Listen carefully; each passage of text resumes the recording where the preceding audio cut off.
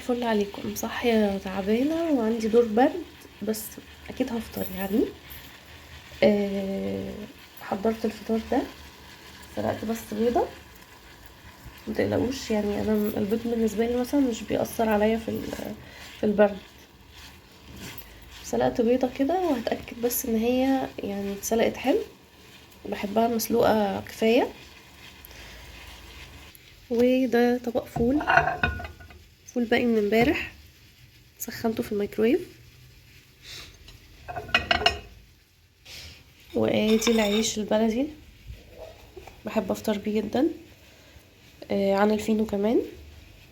ودي البيضاية المسلوقة، انا مش عارفة هي ليه بتعمل كده، بتطلع جزء منها مع القشر.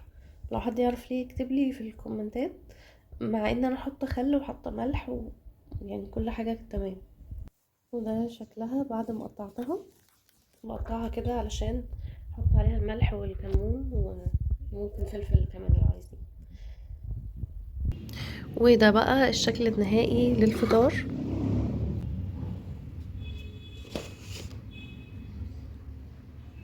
تمام كده، وده فطارنا النهارده.